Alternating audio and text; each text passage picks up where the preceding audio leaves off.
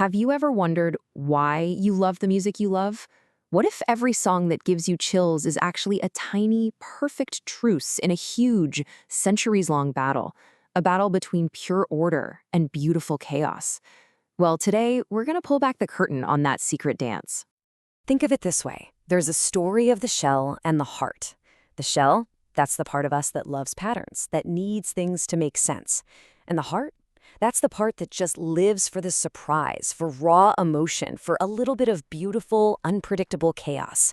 And for as long as we've been around, music has been the one place they could meet, their first ever common language. But here's the thing. This isn't just some poetic metaphor about music. This is actually a story about how your brain works. Because it turns out that 3-pound organ in your head is a full-time prediction machine. And music, well, music is its all-time favorite game.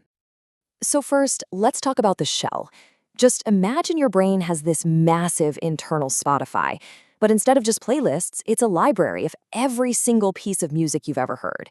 It's been crunching all that data your whole life, learning the unwritten rules, figuring out which chords usually follow which. It's constantly whispering predictions of what note should come next.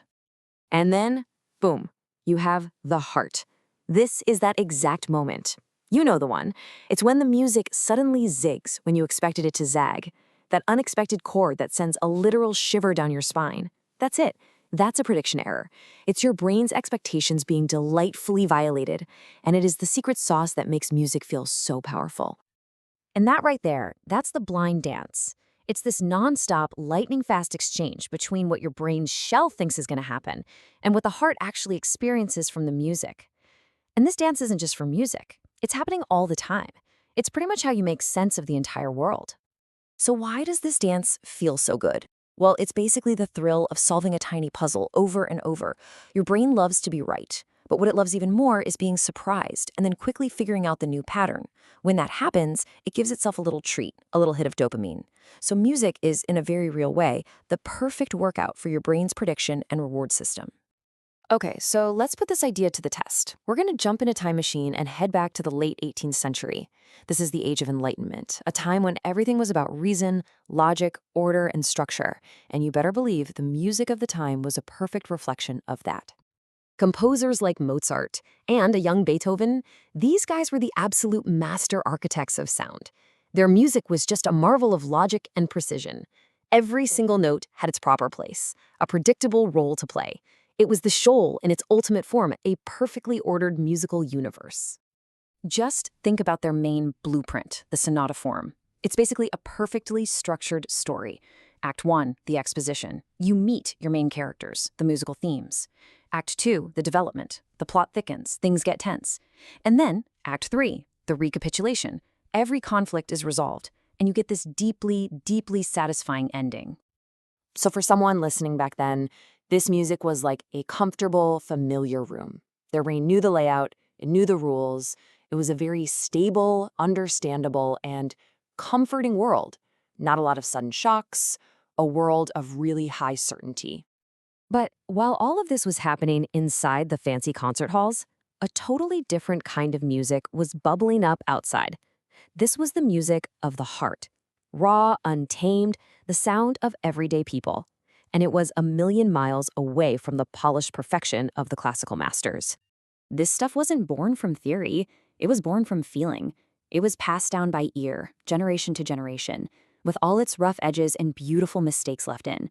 To a classically trained ear, it would have sounded, well, wild, unpredictable, maybe even a little bit wrong. So on one side, you've got this perfectly manicured, rational garden of classical music, and on the other, you have the wild, overgrown, intuitive forest of folk music. You really couldn't have two more different worlds of sound. Or could you? So what happens when the architect meets the wild thing? When the master of absolute order comes face to face with the spirit of pure chaos? Well, this is where our story gets really, really interesting. This is the big question, isn't it?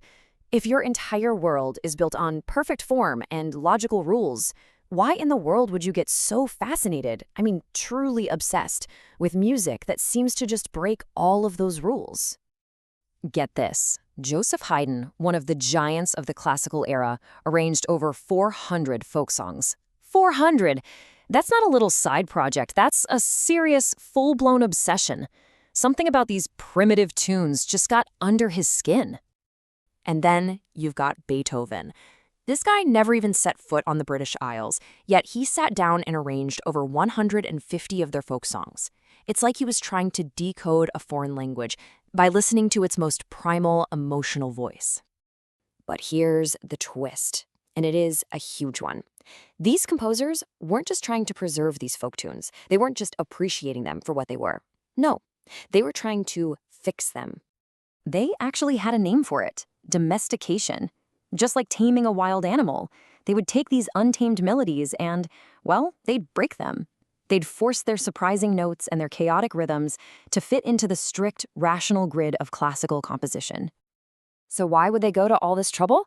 Because, whether they knew it consciously or not, they were searching for something modern science calls the cognitive sweet spot.